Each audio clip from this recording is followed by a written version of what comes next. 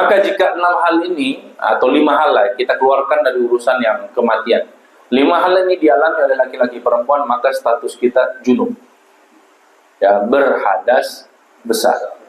Hadas besar tidak bisa ditangani menggunakan wudu, ya, karena wudu hanya bisa mengangkat hadas kecil, ya. Maka perintah Allah dalam surah Al-Maidah, wa in kuntum junuban fattahharu, jika kalian junub maka bersucilah. Makna bersuci di sini adalah mandi, ya, maknanya adalah mandi, ya.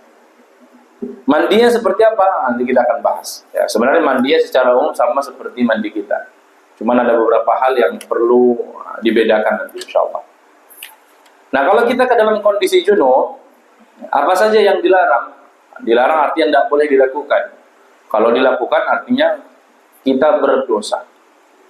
Ya, kalau dilakukan dalam kondisi junub, berdosa. Ada berapa? Paling tidak ada 6. Ya, diingat-ingat ini Bapak Ibu ya, ada 6 hal yang dilarang bagi orang yang junub. 1, sholat. Ya, orang junub tidak boleh sholat sampai mandi. Ya, khusus ibu-ibu yang haid nifas, libur sholatnya. Nah, jadi enak ibu-ibu ada libur. Bapak-bapak ada libur? Tidak ada. Kalau mau jadi libur, jadi ibu-ibu. Ya, pakai mukena, jadi laki-laki soleha. Ya. Jadi tidak ada cerita bapak-bapak libur sholatnya. Ya, kalau ibu-ibu ada liburnya. Kapan itu? Tadi ketika haid dan ketika nifas. Ya. Sholat haram. Nekat lakukan. Mau gak sekali sholat Ustaz?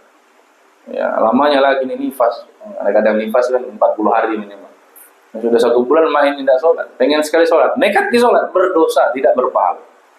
Ya, ini kadang sholat juga berdosa ketika ketentuannya tidak dilakukan dengan baik. 2, tawaf. Ya, tawaf adalah sama. Dia tawaf ini kita tahu ya, keliling Ka'bah 7 kali, 7 putaran. Tawaf ini posisinya sama seperti sholat. Ya, maka dia dilarang dilakukan oleh orang yang junub. Ya. Kemudian yang ketiga, mashul mushaf. Mashul mushaf adalah menyentuh Al-Quran. Al-Quran yang bagaimana? Nah, kalau kita tahu Al-Quran di masjid ada Al-Quran, ya, seperti buku itu. Nah, ini namanya disebut mushaf. Nah, kalau bahasa kita mana Al-Quran tak, tapi sebenarnya bahasa yang tepat adalah mushaf.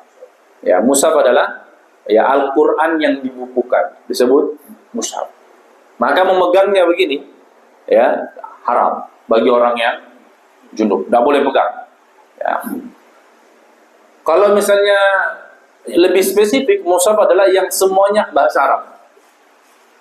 Ya, yang semuanya bahasa Arab. Bagaimana kalau yang ada terjemahannya? Boleh tidak dipegang? Dilihat.